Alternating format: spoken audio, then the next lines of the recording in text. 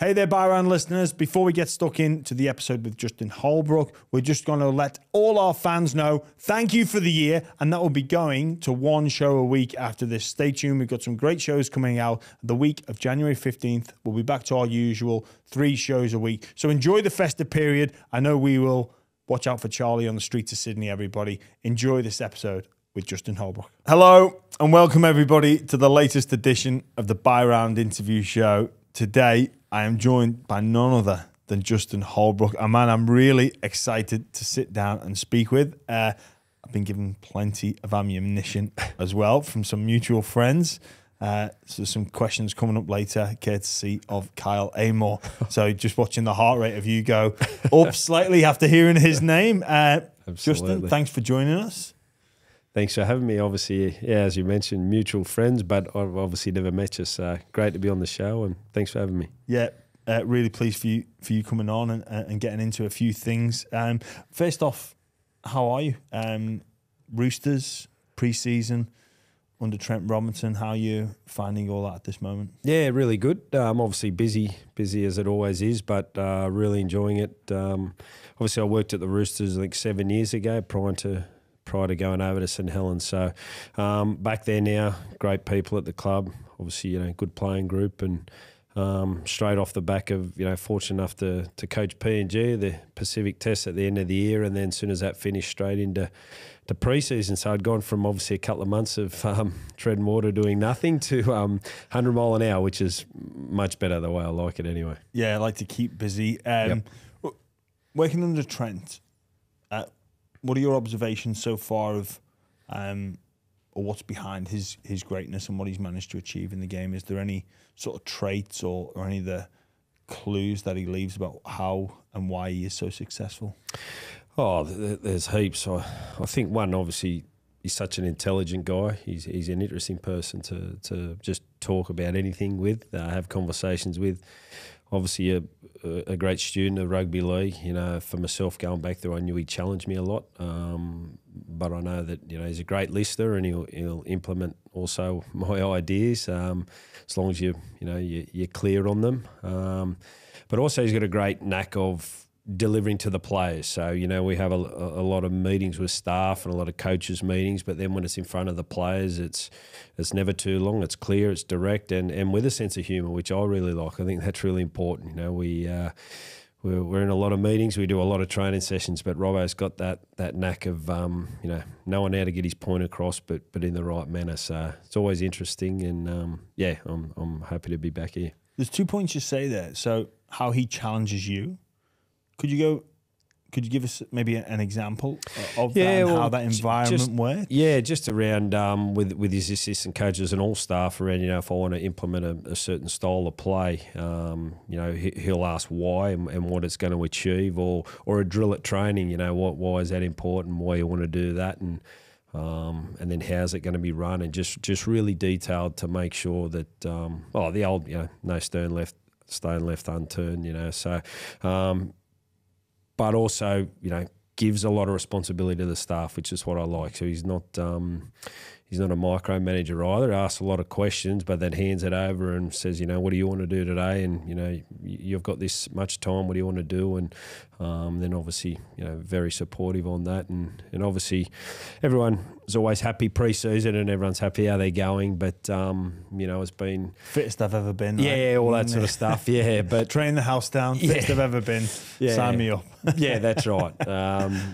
But for me, it's a bit different. When I was here the first time, they were obviously already successful under Trent, and I was sort of coaching lower grades and on my way up. So I was just really appreciative to spend time at the Roosters. Everyone talks about, the club's got a lot of money, but it's the environment and the people that are there, which is why ultimately I ended up coming back. Obviously Trent's there, but Kath King, who was recently just been spoken about for being going to be the first woman in the Roosters sort of Hall of Fame, things like that. Like, she's equally as important to the club as Trent and the rest of the staff. Kelly, the receptionist, all the same people that media managers still the same. Alex, so people that were there 7 years ago that. They attract good people and they tend to stay. Which is great, and Yeah, so obviously, yeah, Robbo leads the ship, but there's a lot of good staff there, and obviously, a good playing group. So everyone's trying to catch Penrith. We're no different, and hopefully we can do that next year. Yeah, well, it very nearly didn't happen. You nearly went down a different path, didn't you? Now, I'm glad you didn't go. Yeah, because I'd have probably been at the airport booing you on departure, and you'd have had some Saints fans waiting for you at Manchester Airport as well, ready to with the pitchforks, ready to get you. Yeah, so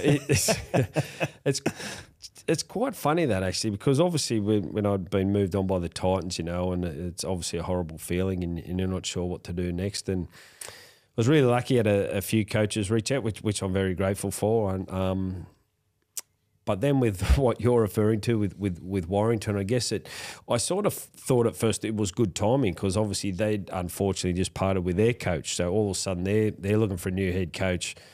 I'm sitting there without a club. Love my time in England, as you probably know. As I said, I haven't spoke to you about it, but through the people that we know. Although I'm not sure I'm happy with the stories that are coming up, especially with Kyle. But and then I obviously love being a head coach. So then quickly trying to weigh up: do you want to go back as an assistant, or if you want to stay a head coach, then it's back to England. And I got nothing but good memories over there. So it was like, well, I love England.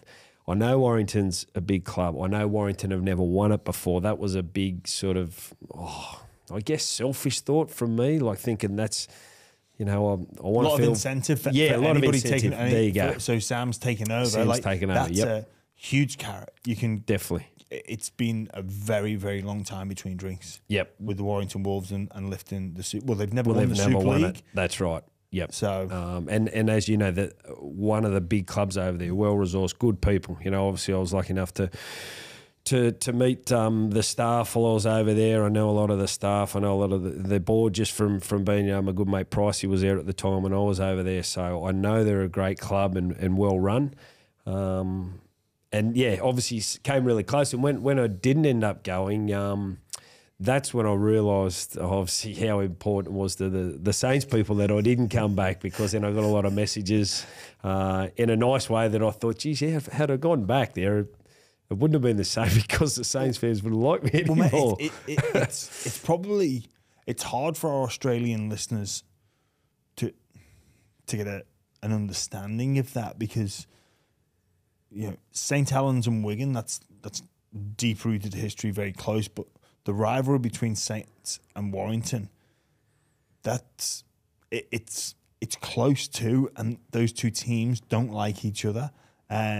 St Helens fans take so much joy in Warrington not winning one. I think if you even asked like a St Helens fan, if Wigan and Warrington play in the grand final, which they did one year, like, which one do you choose? I think they choose Wigan, to win. Yeah, right. Yeah.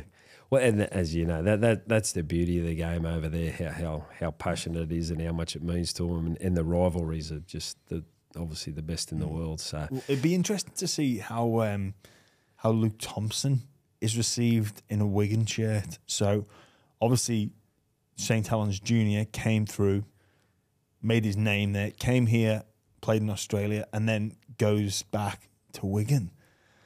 I don't know if he quite realises what he's in for, Well, it's funny because I think from our point of view here, you feel like time moves on, but then you realise over there that they got such great long memories of. And I use Mal Meninga as an example. He had 1 year there, 1 year, and if any player comes to Australia for 1 year, we're not going to talk about him forever. A bit of an impact gone, but when I arrived, they were talking about Mal like it was yesterday, and I'm thinking, he must have been here for 5 years. How long was Mal? 1 year. I was like, oh my goodness. So, and then they all still talk about the impact he had in the town and the team. And obviously, I wasn't a player, so I was only a coach there. But so obviously. But yeah, as I said at the start, Warrington and Tanoa are a great club, and from a coaching point of view, there's a lot of upside to it. I'd be living obviously in the same area which I got fond memories of, but obviously we'd be coaching a different side. So. Was there a specific reason as to why you said no to Warrington? Because the job was pretty much it was yours to. Yeah, it was a fair way down the track. Yeah. Probably taking the kids back there, to be honest. They're gotten older now. You know, when we first went over to St Helens, my eldest was only 7 and he's now 14. And obviously, as you know, the sort of the climate's the hardest part over there in terms of kids playing outside. It didn't worry me. You get on with it, especially with my pale skin, mate. It suits me over there. Save getting sunburnt. But but it was a tough decision because, as I mentioned, I'd been a head coach for Saints for nearly 3 years, for Gold Coast nearly 4. So it was, do you swallow everything and go backwards and more or less start again to a certain extent as an assistant coach? So that was the hardest part. And as I said, it felt like at the time, perfect timing to go. You know, the not too often openings that those big clubs come up. So, and as I mentioned, a lot of good people at Warrington. But in the end, now that, obviously, as you mentioned at the start, I'm back at the Roosters and been there for a while. It feels great to be back there. And, I'm happy I made that decision. Well, it's a fantastic position to be in, to be wanted, right? And to have those options at your disposal. Like that's a pretty incredible position to be in, where there's no right or wrong answer, but you've got 2 great options there. You go to the Roosters as an assistant, or Warrington back to England and take over the Warrington Wolves. Two huge upsides. But being a coach now, there's different ways in the pathway to coaching. I look back at your playing career, a handful of games here and there. Is that type of player better suited to coaching than, say, the superstar, natural rugby league freak talent? I think the answer is both. Like, I think you can be a super talent. Obviously, I wasn't one of those. I didn't have a great playing career. No doubt that's what's driven me on to be a coach. I think it would be hard if you're a player that's played 10 or plus years at the top to then want to have the work ethic to go down the coaching path, because as we all know, they put in a lot of hours, coaches and assistant coaches, and players, when they are that good, they sort of earn the right to, like yourself, do a couple of days on Fox, call a couple of games, play a bit of golf and rather than, do you want to watch games all day? But for the fringe guys, and there's, as you know, there's a number of great coaches that are the fringe guys, obviously Trent being one of them.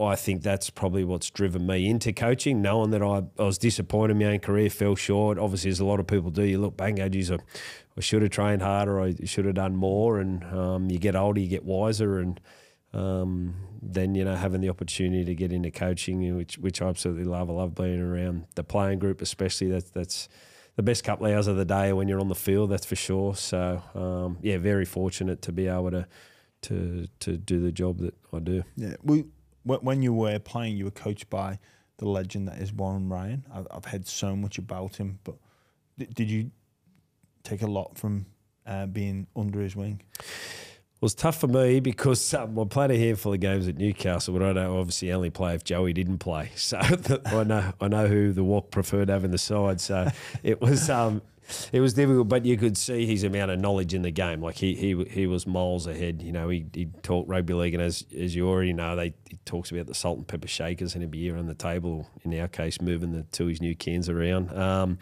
So highly intelligent guy.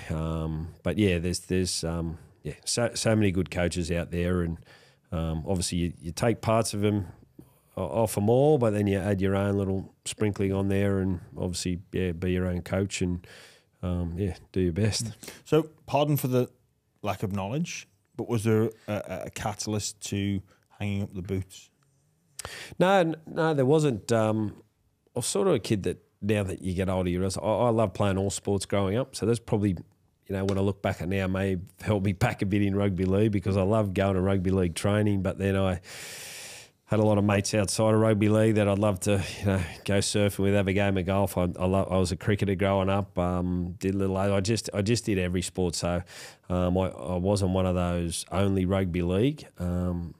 I think now that's helped me coaching, because, as you know, and as all coaches know, you deal with such a diverse group of players. Well, for myself, with an upbringing of loving every sport and loving every sort of interest, I think that made it easier to connect with players and people, because you can have certain coaches that are just rugby league 24 hours a day. Well, that's not going to work with players. So, and in terms of hanging up the boots, I was probably lucky that I wasn't that good a player, because it led me down the captain-coach path, which is my introduction to coaching. So as a player, I never really thought about coaching. I love the game. Obviously, I played in the halves. Wasn't quite fast enough, so I had to have an understanding of the game. And then I went down. First coaching opportunity was at Dapto down in the Wollongong comp, which was sort of a semi-professional level, really good standard rugby league. And that's when I loved coaching. Started thinking, hang on, I'm enjoying. Obviously, I'm at the back end of my career, but enjoying coaching these younger guys and watching them improve. And that was my real.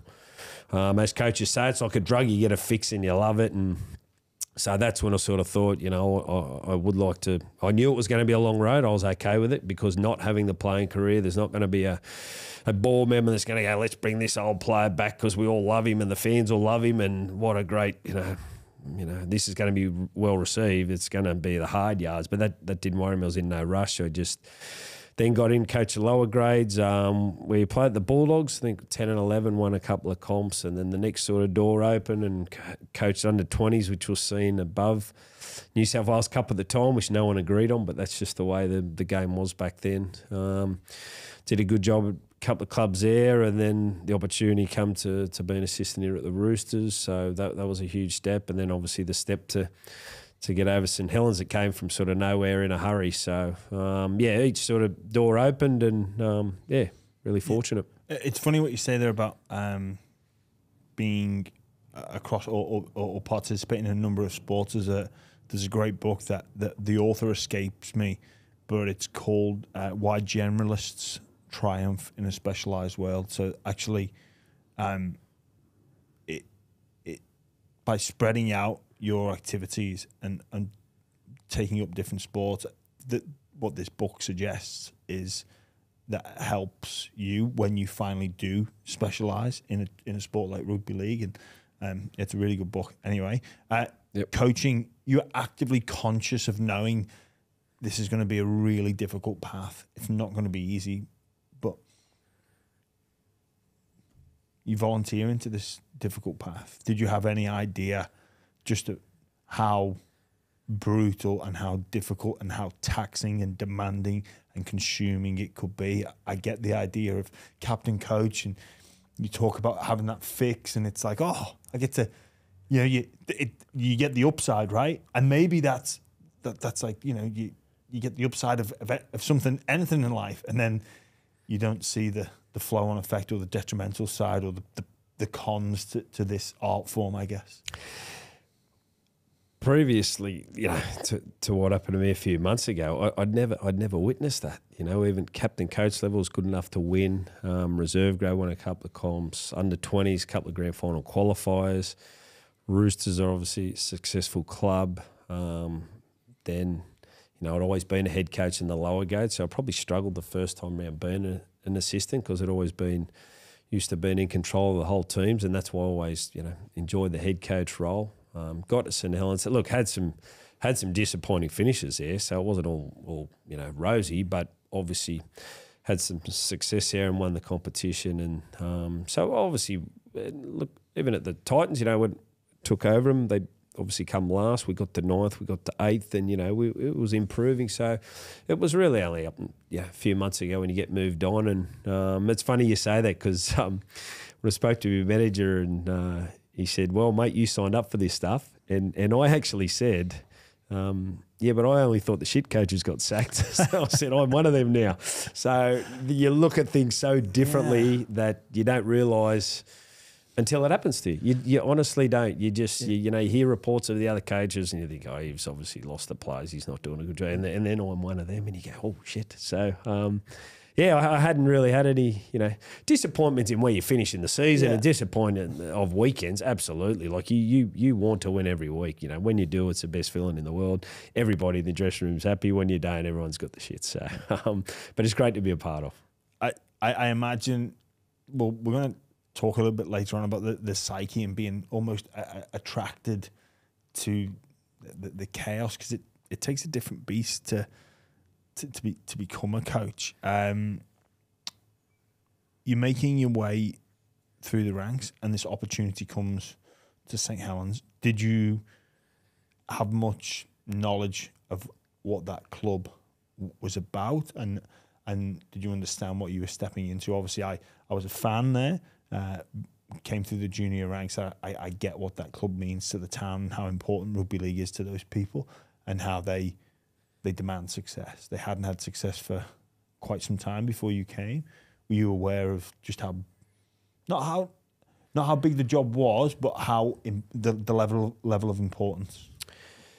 Yeah, well, obviously, without sort of boring you too much, even if I tell you the story how it came about, because it's I'd never been over there to play, so I'd never been over to England to play. Obviously, I watched a few games, obviously over there, and even when I was coaching, Robbo used to watch it closely because he coached Catalan Dragons. Fitzy, who was assistant at the time, he played for Hull, so they were constantly talking Super League while I was an assistant coach at the Roosters the first time.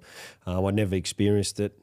Never really thought I'd go there and coach. It wasn't like I had my heart set on it either. I was just, as I mentioned to you, just doing a good job, door opening. So you were never looking at that as like a career option to, like what actually happened, it sort of springboarded you to NRL head coach? Yeah, no. Well, I literally woke up one morning and a manager said, look, St Helens had just moved on their coach, who you obviously know really well, Kieran Cunningham, one of the until this current era played, he's the best player that had played for the club, and unfortunately hadn't worked out as a coach, and they'd moved him on, and he said the CEO's on a plane to Sydney now, and you're one that he wants to interview. And I hadn't even spoke to him, I hadn't even thought about it. So first thing I did, I went to work and I said, look, Robbo, I've just got a message, and had a real good conversation with Robbo about it. And he said, look, we'll go for the interview, mate. He coached over there himself. He said, look, I love my time over there. I'd obviously known the big clubs. I didn't know exact history of St Helens at the time, but I knew they were one of the bigger clubs, and I obviously weren't going well. And the CEO came over, Rushy, who you'd know well, a couple of conversations with him, and then within 12 days, I was on a plane going over to coach in England, which was the middle of the season, which was awkward. Robbo was really good at the start of the year. Let me take the Nines team. It was only a handful of training sessions. We went over and we won the Nines at the start of the year, and that really got me keen. Oh, geez, I'd love to get into the head coaching. And then obviously with it not being in the same competition, Robbo's like, mate, it'd be great for you. So sort of gave me the okay to go.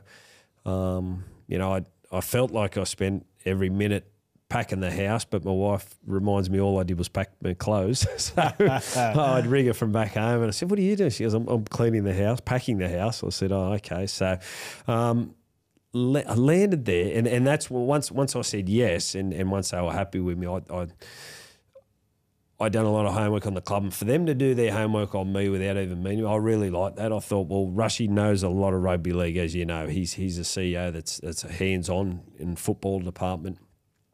For him to sort of ask a lot of people and for me to have that sort of reference of being at the top of the list, so to speak, without having a playing career, I really liked that, and then did my homework and watched as many games as I could. Got on the long flight over that you've done a number of times, and I got really excited about what we could achieve. I knew they had a good playing group that just weren't playing well. The last game, they got bundled out of the Challenge Cup 54-10 by Castleford. So I landed on the Thursday, met the staff. We did captain's run on the Friday, and then of all games to debut, it was Magic Round, which started early.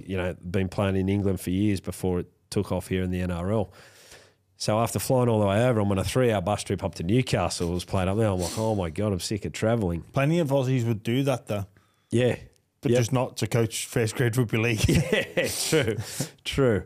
So then I wake up. Different path. Yeah, well, that's true. Yeah, a lot more enjoyable. But even that experience, I woke up, and then Ben Barber at the time who would sign, he just left French Rugby Union, and Rushy says to me, the CEO, come on, mate, after breakfast we're going to meet Ben Barber. I said, mate, I've got a coach today. And it was a day game, like 3 o'clock. He goes, doesn't matter, he's going to meet Warrington, he's meeting Wheaton, he's meeting Hull, he's meeting 3 or 4 clubs. We're one of them. So all of a sudden, before I'd even coached my first game, I'm having breakfast with Benny, who I did know because I'd coached at the Bulldogs reserve grade, so it wasn't like I'm meeting a stranger. But here I am selling the dream for Benny about how I'm going to turn the club around. They're sitting ninth at the time. I hadn't coached a game. So, Benny, we're going to turn this around, mate. They're a big club. We're going to turn around. we go out and play Hull that day. I said to Rushy, well, the boys better play well because Benny's watching all the games. And Hull was sitting third and the boys went out and terrific. We won 35-0 and just sort of... I think it was 45-0 actually. Yeah, right. Yeah. Even better. And then took off from there.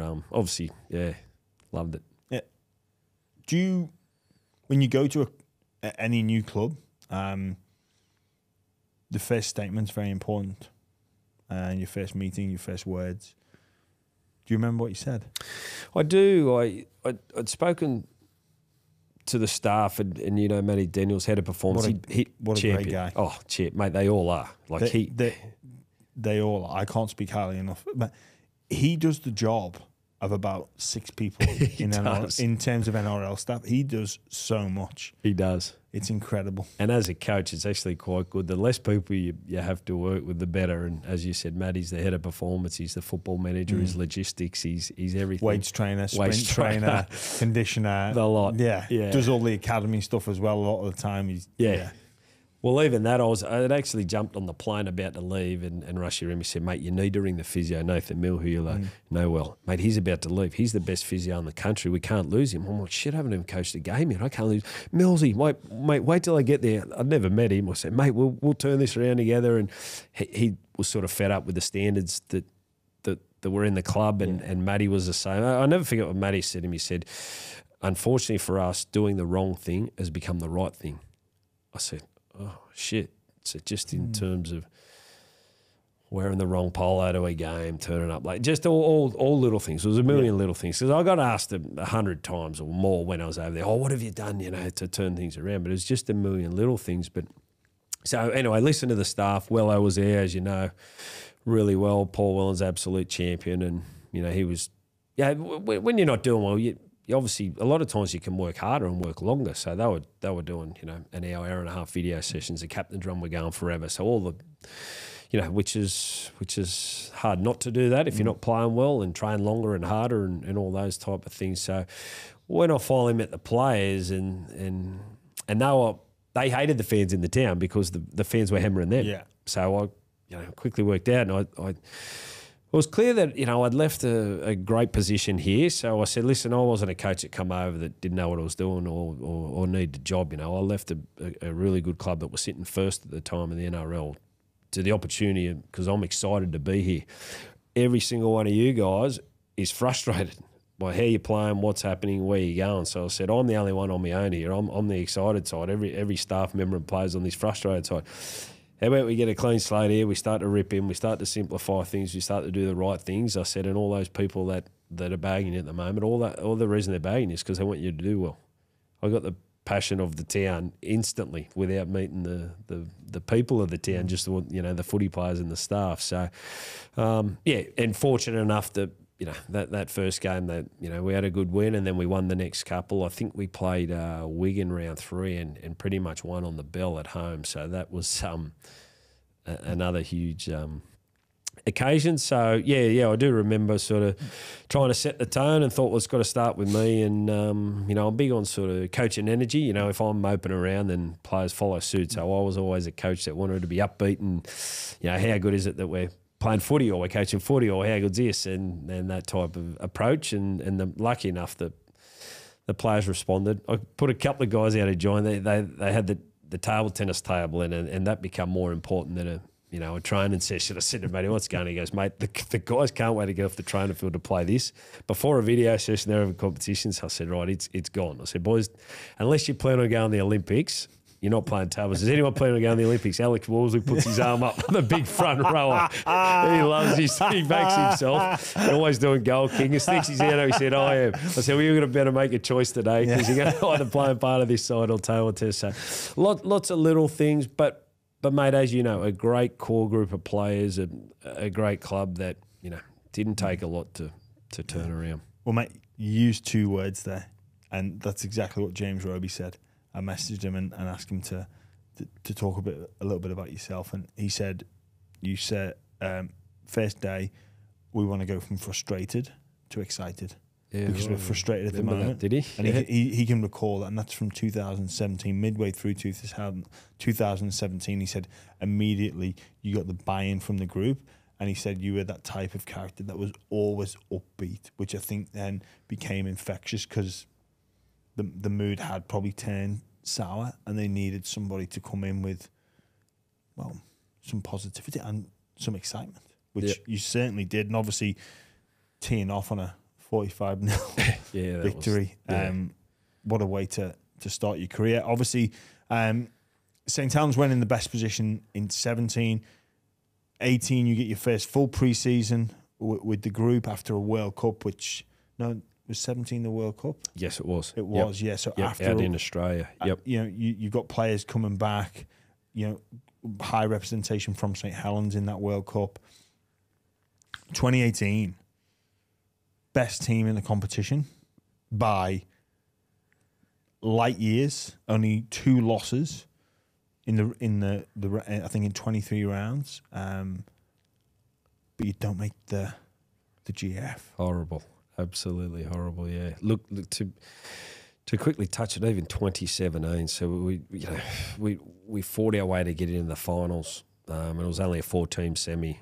1 plays 4, 2 plays 3. We go to Castleford.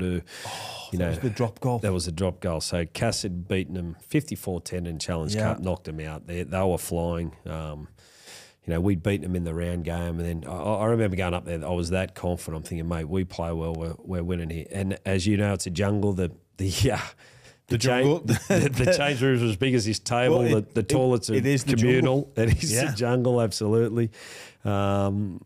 And look, we fought our way back. We got in front actually a couple of minutes ago. Then we gave away a penalty we didn't need to give away. They kick a goal to level, and they beat us by a point in extra time. And so that was devastating for me. I could picture us just getting to Old Trafford and winning it and coming from nowhere and going, wow, what a year. And really, Castleford lost basically on the Tuesday when Zach Hardaker got.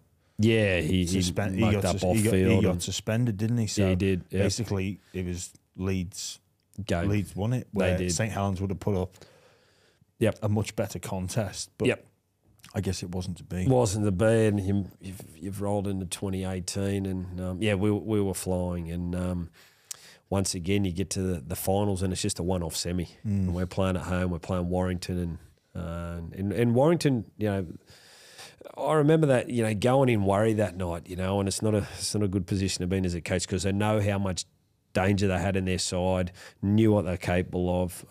We'd beaten them a couple of times earlier, which you're never sure is good or not. And then look, when you look back, we only got beat 18-13, so we were close. We didn't get beat 30-0, but we might as well have got beat 30-0 because, as you mentioned, we were first. We were miles in front of everybody, and then once again, you know, we're watching the grand final, which was the one you mentioned earlier, Wigan versus Warrington, and I was just absolutely devastated. You know, because you get to know the people in the town. I lived in the town. You know, so many people looking forward to it. It almost seems like the stars are aligning. It almost seems like because Saints were so far ahead of everybody else in the regular season, it was almost a given. Yeah. But, or it's you know, there would have been very short price favourites to take out the competition that year. Yep. Was that difficult? You talk about being worried going into the game. Was part of the worry overconfidence? No, definitely not. Not with you, but with the group. No, perhaps, definitely not. No, not with that playing group. You know, they'd had a few years of not being successful. If you'd won a few things, it could be overcome, but not with a level playing group with James Roby, Johnny Lomas, Tom Makerson, you know, Alex. I'd talk for just on that. Alex Swarmsy, unfortunately, you know, he was the best front row in the competition, and he had unfortunately broken his neck early in that season.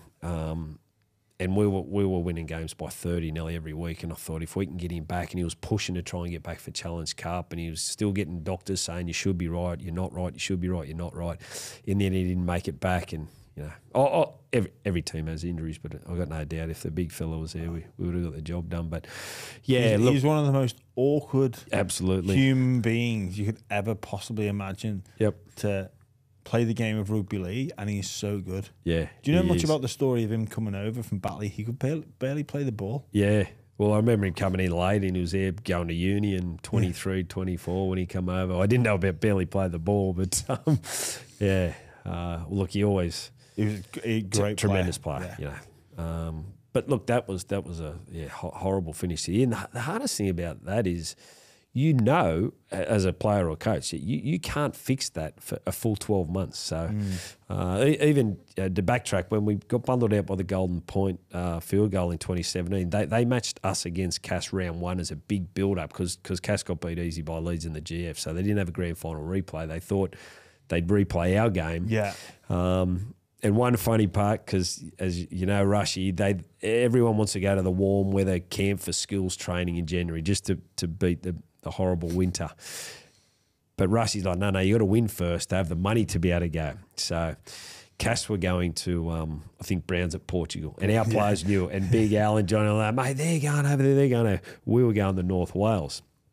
So we turn up to North Wales and it's first field session, it's hailing. Yeah. It's coming in sideways. I'm going, Rushy. Boys, how good's this? Yeah. And the only thing I did say, I said, listen, I can promise you one thing. Round one, when we play Cass, it will not be 28 degrees and sunny. I promise you that. So I said, a contradiction as to why you go to warm weather. I said, NRL don't spend pre-season in freezing cold for rounds 18 to 24. So why would you spend pre-season in warm weather when your first 10, 12 games in England are going to be freezing? But I do understand you get the more skills and the bit of warmth. Put my player hat on. Yeah, I'd be taking it too. Come on. Yeah, I get it. Yeah. Team bonding. Yeah, right. That's right. Warm weather. What could possibly go wrong? Yeah, well, that's right. There was a reason why Saints stopped going away. Yeah, but, you probably caused that. But anyway, that round one game, we hammered Cass. I think we beat them 50-0, but that couldn't fix that year, and then we got 18 wrong, and I'm like, shit. So I knew we couldn't fix it till the end of 19. But one thing I had to change, as you know, you played there, like so many games straight. There was 30 rounds in 2018. We played 30 rounds and then Challenge Cup on top of that. So the only way you get a week off is if you get bundled out of the Challenge Cup, which you don't want to do. Yeah.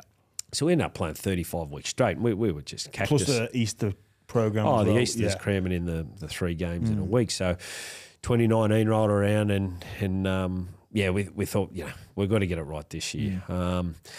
So I took a couple of games to rest all the players, which didn't go down well with some of the other clubs, but we just had to because we didn't have a bye, and we were all actually sweating on Toronto were the red hot favourites to get promoted to Super League, and everyone was hearing about Toronto and how good it was. They're all going to Niagara Falls and they're playing at these great stadiums, having parties after the game, and they played London in the million pound game to get promoted in Toronto and actually got beat 6-4. So London came up and everyone's like, oh no, we want to go over. So twice we had to play London down in London on the synthetic pitch. So they're the games that we had guys with knee history, Johnny Lomax, Al and all that. So rested everybody. We only lost 3 games all year and 2 were to London. So, with a weakened team. Yeah. I remember there being uproar about that because obviously that helped London's case to maybe stay up. Yeah. I don't know if they did, but it certainly it helped them. Yeah. But I couldn't worry about that. I don't. Well, exactly. You don't care. Near misses. Everyone else, you sort your shit out. Get your own backyard sorted. Yep. You win more games. Don't worry about what I'm doing. I'm here to win a premiership. Yeah. And so I think there's in 2019 you lost 3, 2 against London with a weakened team. Yep. And 1 we just got beat. Catlans over in Catlans, which is a tricky game. And look, that which I still love, I love talking about now that's because it's been a few years, but we finished 16 points clear of second Wigan, which is still a record for the game over there. So, and obviously if you don't rest your players, they could have played the boys, but I didn't feel it was the right thing to do. We could have finished 20 points clear, but then they changed it to the 5-team semi. So I thought that really helps us now. We get the week off. Then we rolled into Wigan at home, and then everyone's saying, are they going to choke again, this and that? And we absolutely battered Wigan. I think we beat them 40-4. And then we're naturally all thinking we'll play them again. We'll see you next week. See Salford, in 2 weeks, and they couldn't get up for it, Wigan. They just couldn't. We'd done a job on them. You battered them that much that they were spent and they were too bruised. Yep. And obviously a highly motivated Salford team. Yep. Just quickly before that grand final, you lost the Challenge Cup final against Warrington at Wembley. Yep. Awful. Well, when I say lost. Let's just play. Let's good just say memories robbed. Of England. Every time you talk to me, I'm feeling disappointed. Mate, let's just say robbed. Yeah. Well, Morgan Knowles scores a try, doesn't go to the video ref. Yep. And the replay shows it's a try. Oh, and that's still keeps me awake at night. Look, I wanted to win the treble. You know, we were miles in front of league leaders, and I still talk to Ian Tenniel Anderson, who's the last coach to win the treble in 2006. And look, Warrington, I knew they're such a good side, obviously. And for Morgan Knowles, he scores a try 3 minutes into a final. The referee decides to not check it, sprinted back to the 20 to let them have a 7-tackle set. Now, they didn't score it, but the whole game flips on its head. And then it was tight all the way. We were down sort of 12-4 till the dying seconds, and they score at the end. And I got no doubt it would have been different. We would have made them play catch up. And I think if Morg scores, it's a big score. It's ours. You know, and I actually read something recently. People had said it over. You know, the poor referee had said that his biggest regret in his career is not going to the video ref in the 2019 Challenge Cup final. So, geez, that's my biggest regret as well. So, so it was another near miss leading into that grand final. Absolutely. Was that used as not that you needed much more motivation, but did that hurt really? I don't think it helps. I think when you play that Challenge Cup final so late in the year, you end up having like 5 or 6 games before Super League finals. So you find teams that win it, then they go backwards. They can't get up for the bigger games because they're still on a high winner in the Challenge Cup. But even if you lose it, like I remember when it was hard for a couple of weeks because everyone was so devastated, and you got 5 or 6 days to get up for the next round game, and then and we were well clear at the top, so there was no real pressure on us to finish first. We were clear, but I come back to such a good playing group that just stuck at it, and as opposed to 2018 semi-final, the 2019 grand final at Old Trafford, I've never been more relaxed. And I remember chatting to Wello and Matty Daniels the day of the game. We went to a hotel first, and I said, I'm fine. I said, look, if it's meant to be, we're going to do it. And we've done everything right as staff. I've got no hesitations. I'm really clear on how we're going to go. We've got to play well on the day. We know that, and the boys did. And I'm happy for them because we all know, as you might talk about, what Saints have gone on to do. But for me, it was the players that I felt for. I felt for the James Robies, the Johnny Lomaxes, who, Johnny had a number of injuries as a kid, never got the joy of winning. Robes won as a kid and then had so many. And I'm thinking, this guy deserves to go down as one of the greats. But if we can't win it and we're fumbling our way through the next couple of years, he's done and dusted and won't get talked about. But lucky enough, we won that game easily. We finished 16 points clear.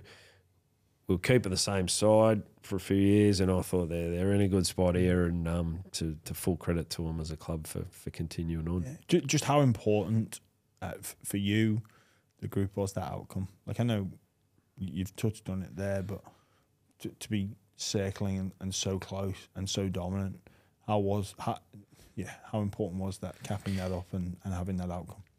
For me, it was the best feeling for the town. Like, that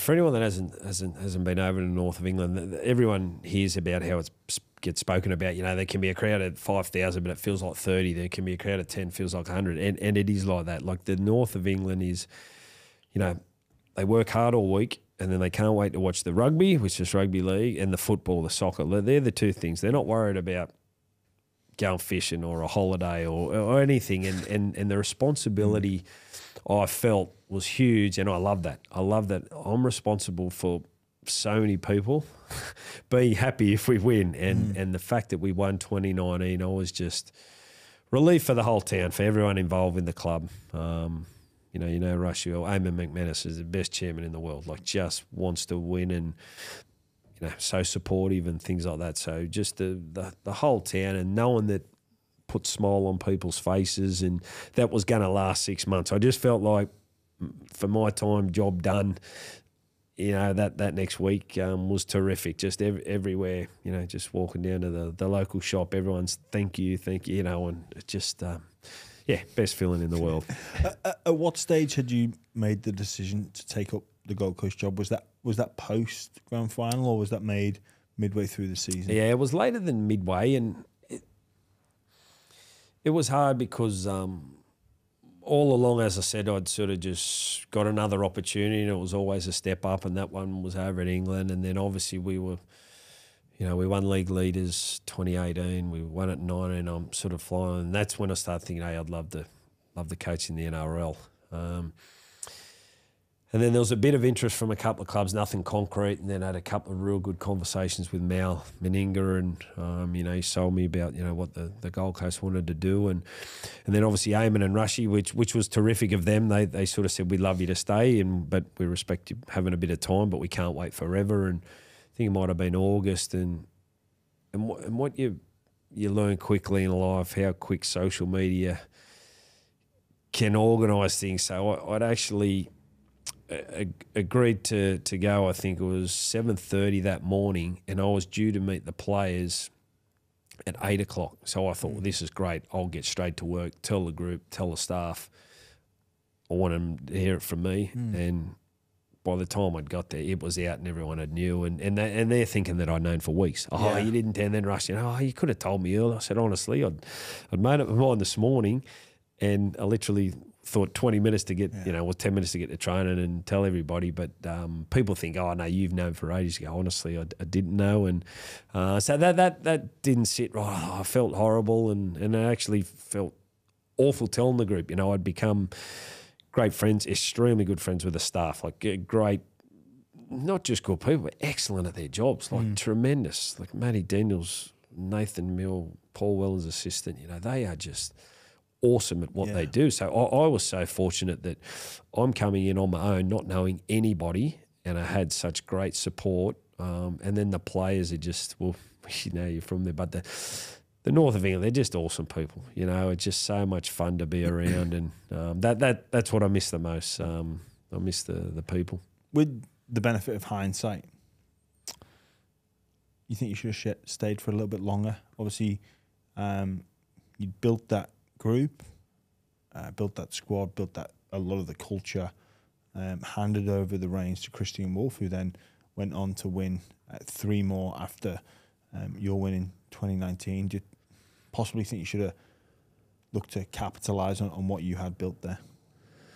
Yeah, it's a tricky one. I think as a coach, you're always looking for your next challenge, and I felt like at the end of that year that the playing group in such a good spot. As I said, that no one was going to change, and look, if I didn't have the desire to coach the NRL, it would have been great to stay, because I love the people.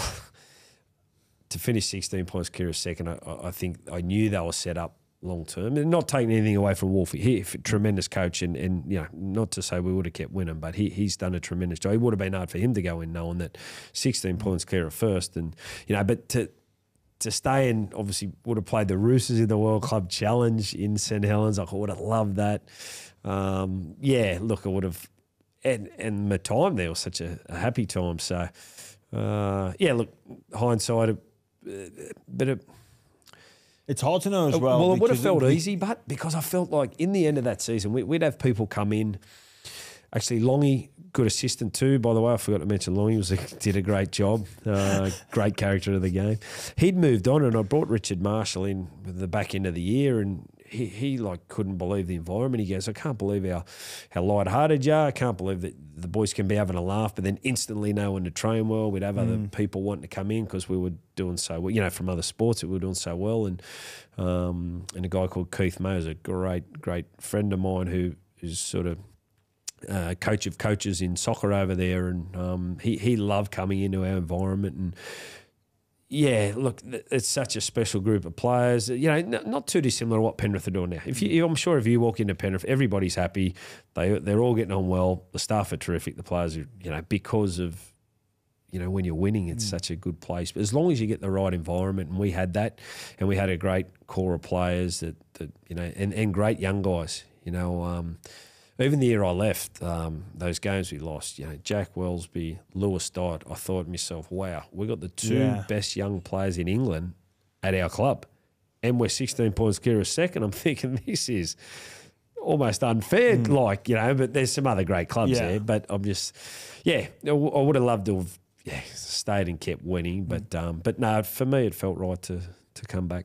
Yeah, well, I guess with the benefit of hindsight, we can look at things. COVID hit as well, which Yes. I'm not sure how that would have sat with yourself, your family being in total lockdown. They were very different to what we experience here in this country. So huge, and not a lot. I know what it's like when you're consumed and all in, but those things play a part as well. And sometimes there's more to life than football. But just finally on your time at St Helens, I've got 3 questions from courtesy of Kyle Amor. So, did you ever single out a player to get a point across? You know what we call it. I absolutely loved him, and look, he'd be. I obviously shadowed him it was 2018. Then semi-final, he was in the side, and I rang him game day and said, "Mate, I'm going to switch it." Like, that's horrible for a coach to do. So, I've got no doubt he'd be disappointed in that. But a guy that I absolutely loved in the group, so just limited ability, yes, but had the gift of the gab. Like he's a front rower that had boot sponsors. Like he'd have updated amount of boots, and then you got Tommy Makes, an absolute genius, and Mark Percival and all that are paying for their boots, and Kyle's here with a New Balance sponsor, asking me, "Oh mate, do you mind if I leave training early today? Because I'm on the plane with the Liverpool soccer team that's playing a Champions League game in such and such in Europe. He smoothed and I'm going with the Champions League.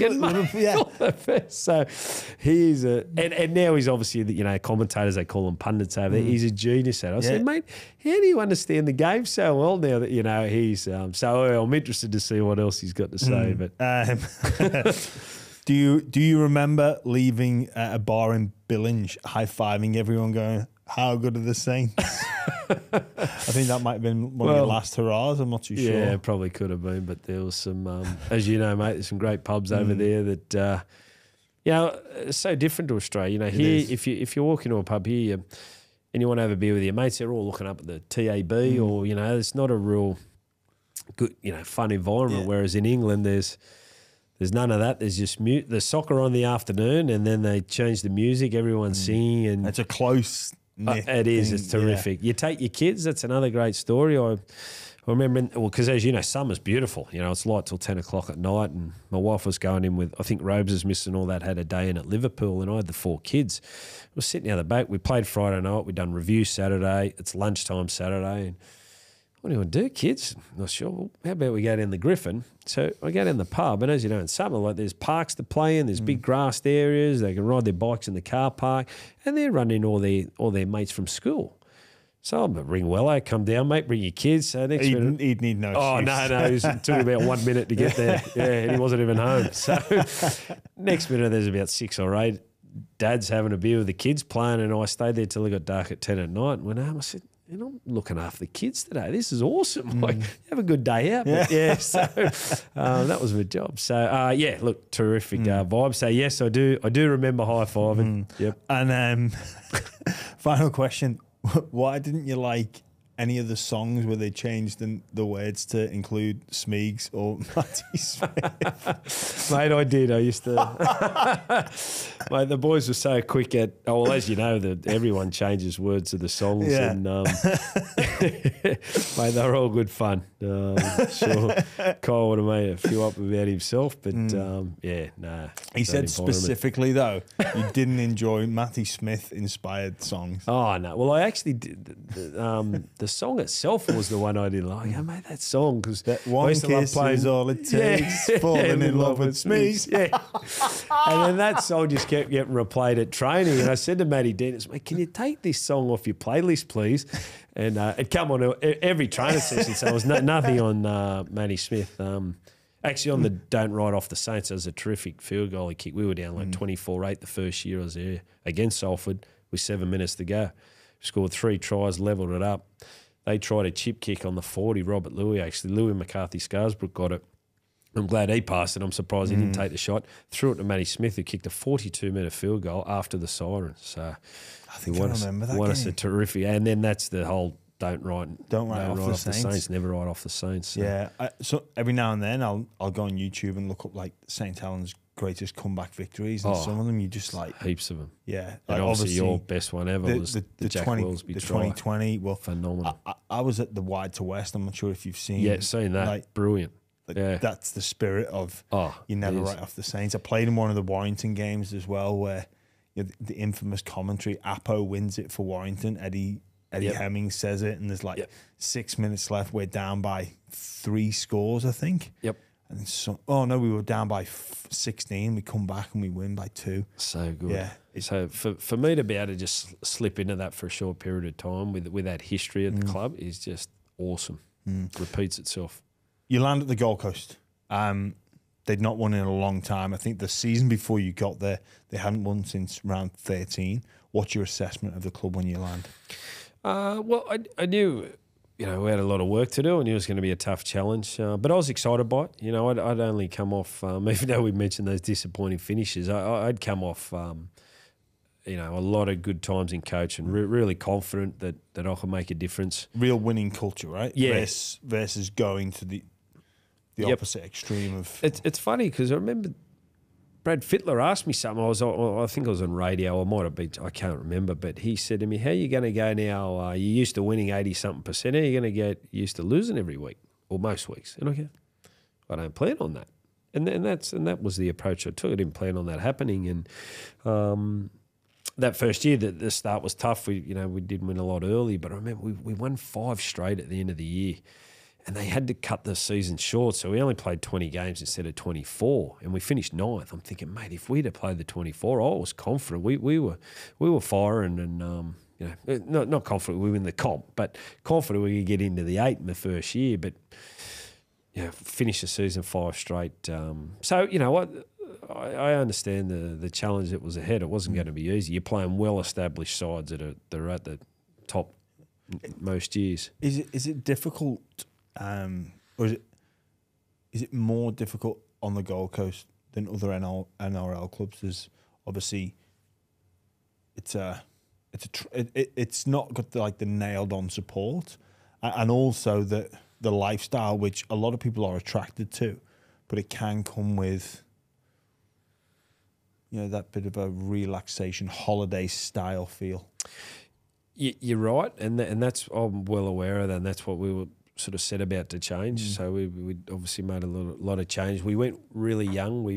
It's such a huge area for rugby league up there. Like, there are so many kids playing rugby league, Oztag, touch footy. It's thriving. It's a huge, and you got a lot of New Zealanders up the north, a lot of the Australians down south. So you got a great mix coming in, the Titans, and they will get it right. But in terms of time, as you said, now that I'm out of there, that is hard. We just talked about St Helens, how well established. I'm back at the Roosters, been here since 1908. You look at Penrith, you look at Melbourne Storms, the sides that are at the top, whereas they're still finding their feet at the Gold Coast. But you've got so many people that move there, so many people from Melbourne now, which sucks because they all follow AFL. So I don't like that. Every time I see Melbourne number plate up there, bloody another AFL person up here, far out.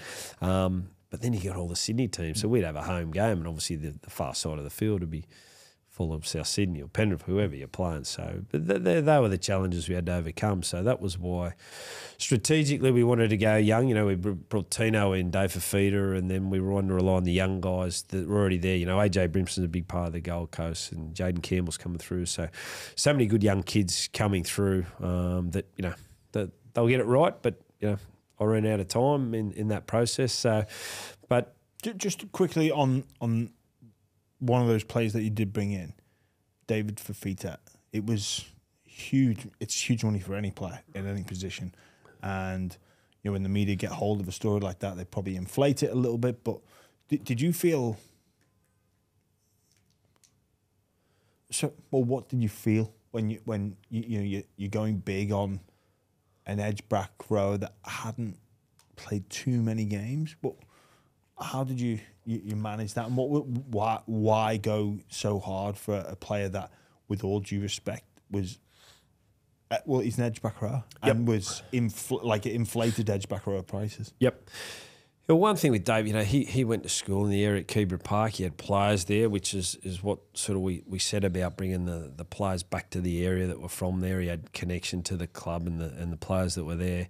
In terms of the price, he got offered more to come to Sydney. And as you said, it gets inflated slightly. Like, say he signs for $1 million all of a sudden to 1.2, and you go, well, you never actually take 200 off. Why don't you come out and say it's 800? if it's $1 million. That's never happened, obviously, for obvious reasons. It's not interesting. So, but we were looking at our squad, and there weren't halves out there, so that were available. And you go, well, how do we strengthen our side for the next couple of years and help development? Is the sort of strike players that are out there, and so yeah, look, Dave did get well paid, but he was only young too, and that's where people get frustrated by how he runs, what they see, do that for 80 minutes. It takes young players a long time to get up to NRL standards. Obviously cost us some games last year where you can't compete for 80, but we brought Tino and Dave in as 21-year-olds that are already classed as superstars in our game.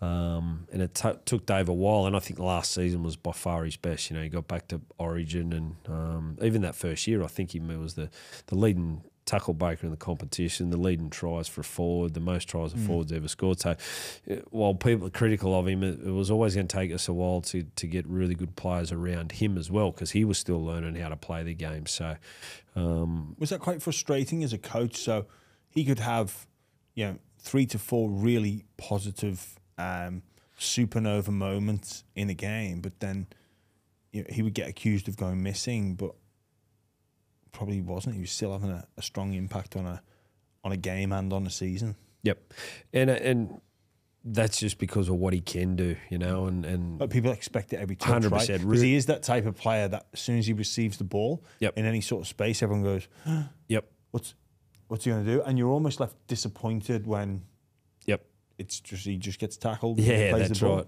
Exactly. Which as a coach is probably not a bad thing, because he's absorbed defenders and changed the defensive shape and attracted numbers to the tackle. But for the punter or the person on TV, they go, "Oh, yeah, he's not scored. Yeah. He's not tackle busted. He's not offloaded. He's just And that was tough for him, because he'd played some, as I mentioned, those stats in that first year, but then he'd be disappointed because he'd be getting hammered for a few days. And he's such a lovely young man that you think, it's hard for the players. But he, he's capable of doing those special things. So that's what people want to see. So they expect it every time. But he can have a big impact in a game, that's for sure. And that's what we need to bring to the club. When I first came back, the hardest thing was getting players to come. Well, Luke Thompson's a great example. I'd coached him for a few years at St Helens. I said, "Come on, Tomo, get up here. You'd be great for us. And in the end, he went, "Oh, mate, I can't come to the Gold Coast. I want to."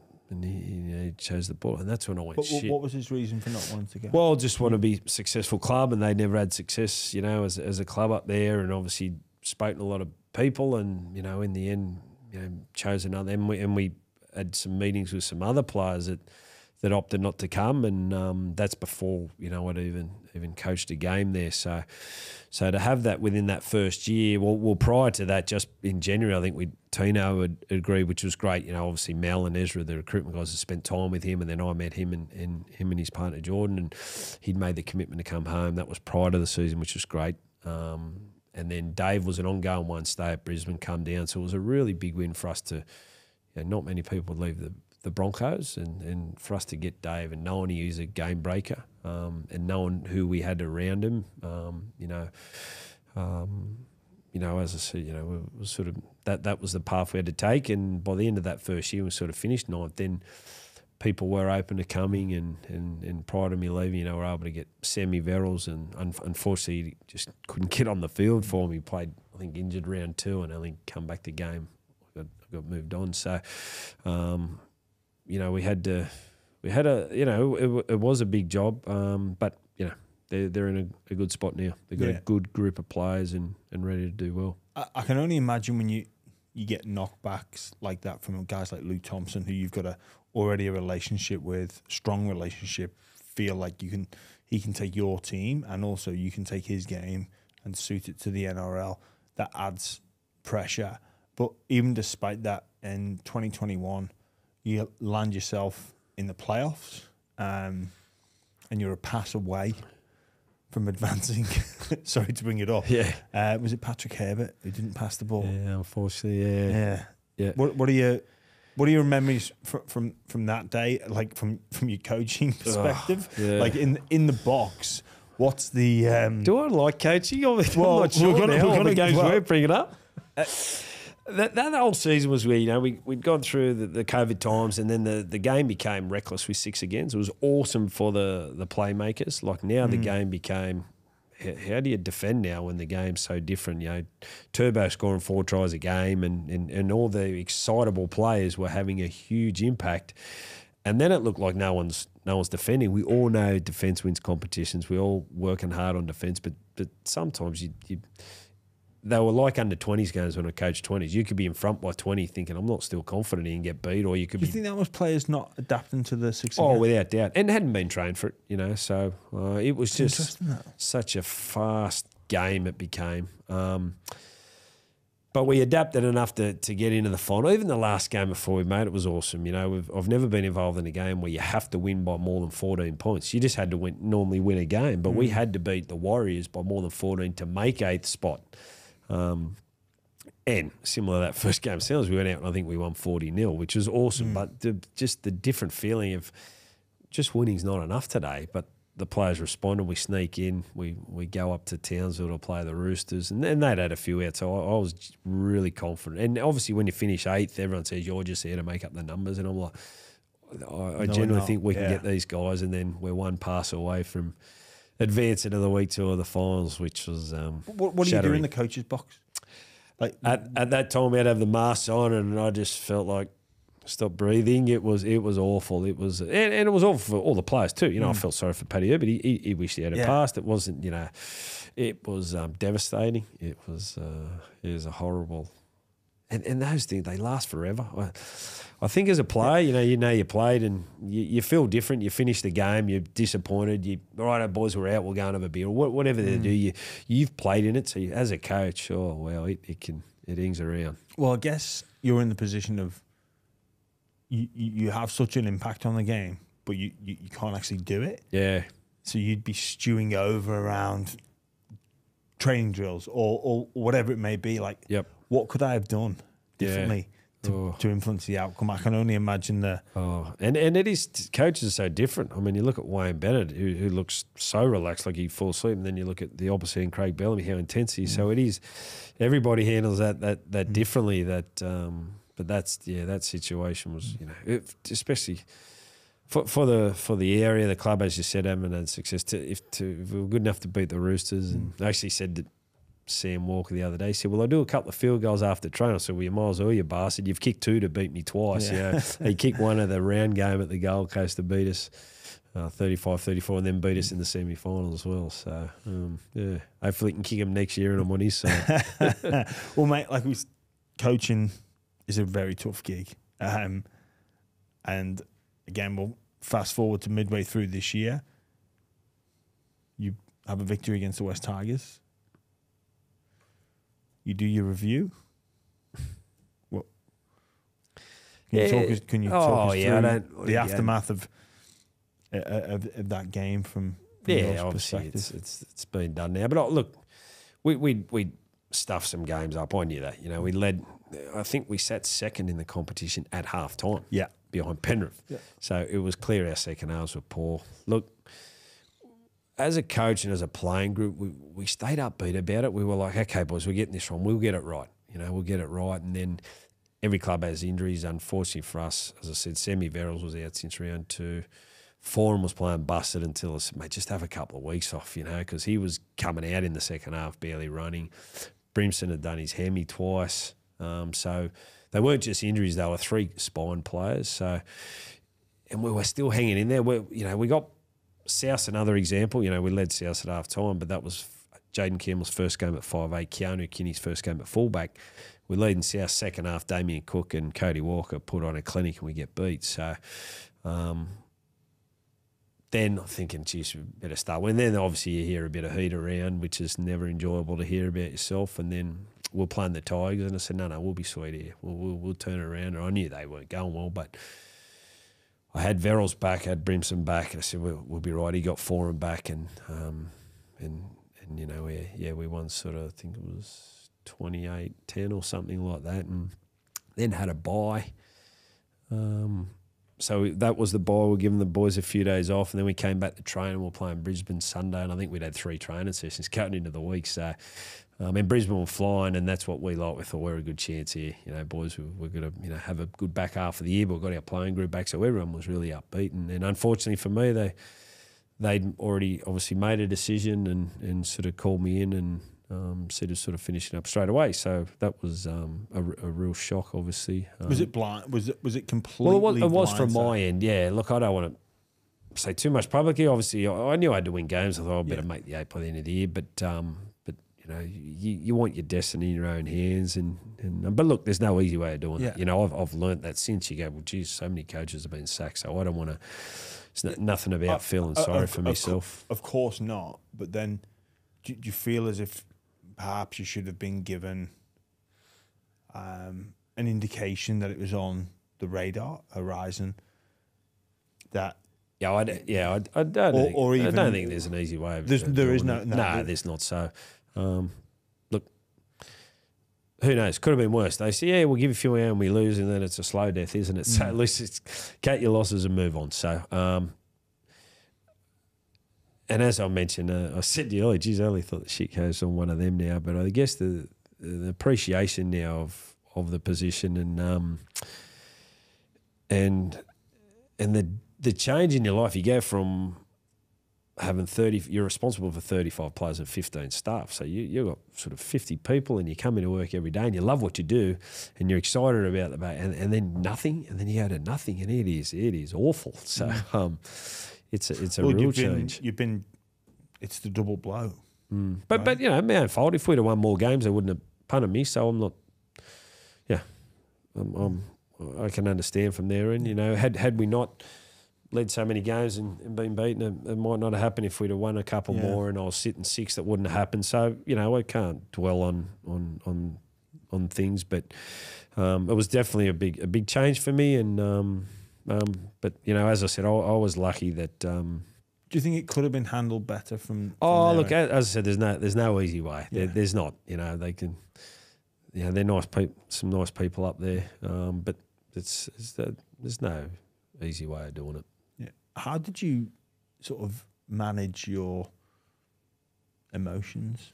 And I don't even know. I don't know how. I remember because it did. Look, I think it shocked the rugby league world. Anytime there's not many secrets in the game. No. And because it happened, it seemed to come from so left field. Yeah.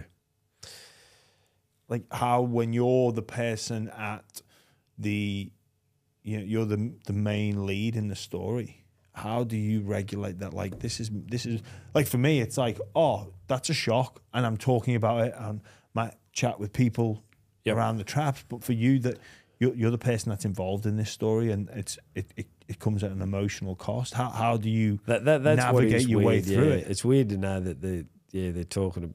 It's about your life. You don't like that. Look. It was definitely tough, and everyone that goes through that will say the same thing. But and it was fortunate enough that some players reach out, and which was great. It was probably harder for my wife and kids, to be honest. That's one thing that everyone will talk about. I'm no different to any other coach, but how much the kids had invested in.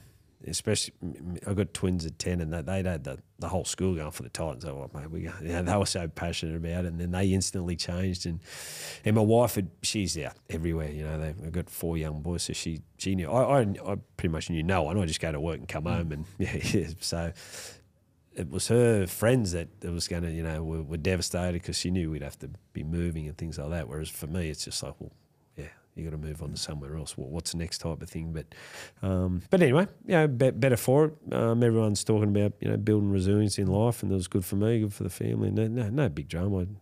It's difficult to recognise that fact when you go, and you can't recognise that when you're going through it. Yeah.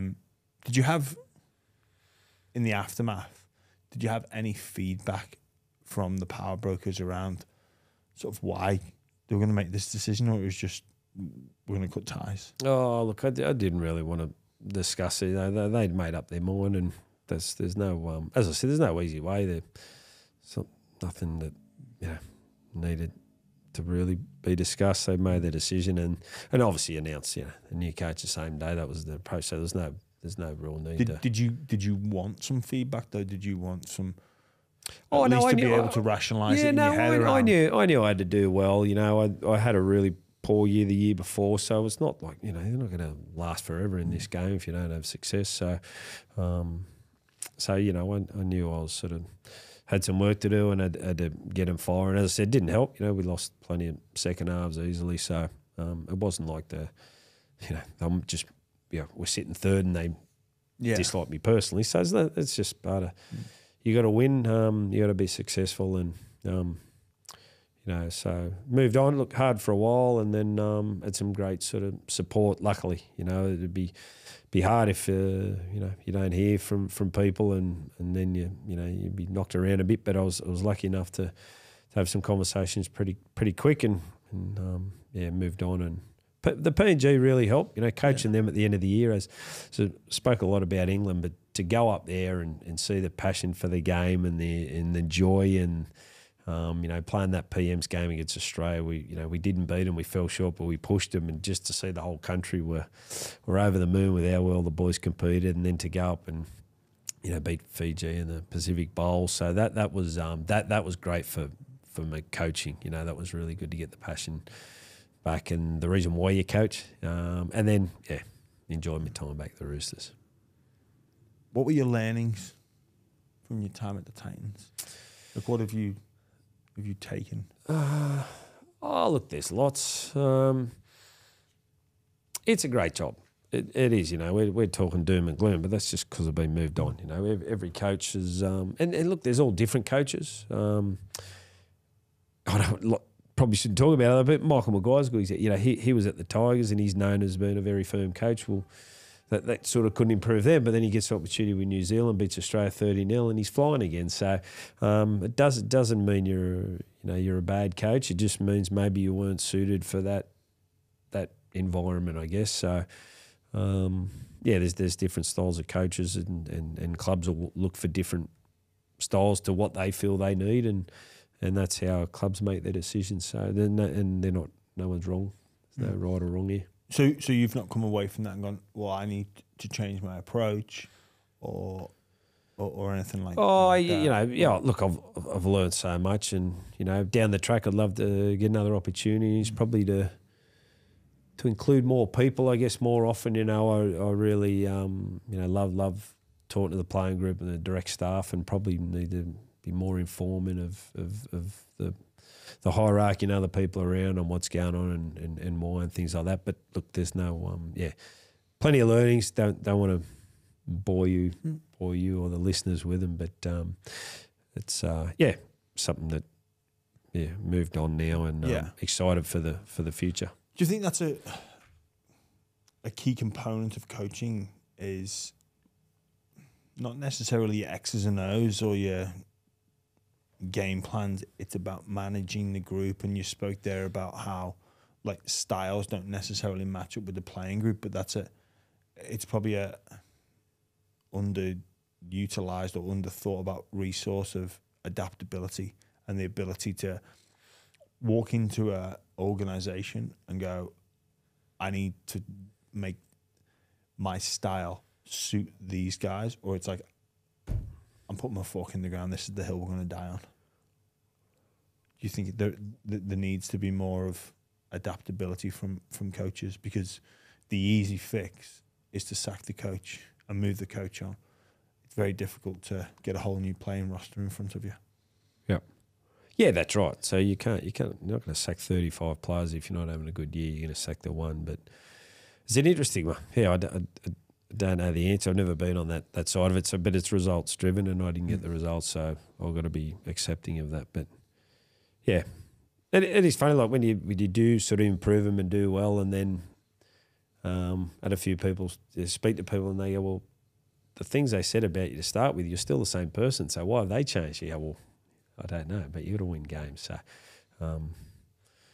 so it's the way it goes. And as I said, I'm clearly not the first to be sacked. Won't be the last. But it's obviously, as I said, the first time I'd never really been. I think I've been coaching since 2005, so I'm getting older, like 18 years, and it's the first sort of I guess, little setback I've had. So that's, I guess, can be a good thing. You know, I'm on a coaching group now with 4 other coaches who are all assistants around the world. One's soccer in England and America, and there's another one in Australia. And they'd all been head coaches at times and moved on and given it their all, and then not good enough, moved on. And it's happening everywhere. So don't get too bogged down, and don't hold grudges and all that. You know. So why'd you keep going back?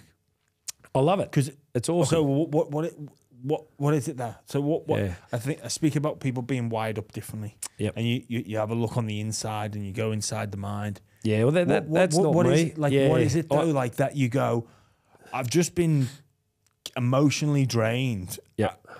You know, you could argue whether it was justifiable or not, and you're obviously going, well, I could have got them to finals if I'd have just been given more time. Yep. You know, most sane people go, you know what? I'm going to change career. Yeah. I'm going to do something else. Yeah. But I don't look at myself like you wouldn't see me as, he's wide different. That's why he's a head coach. Like I'm actually not one of those coaches. So I reckon a lot of people all are. Oh, yeah. You all are. But I just love the environment of being there. You know, I love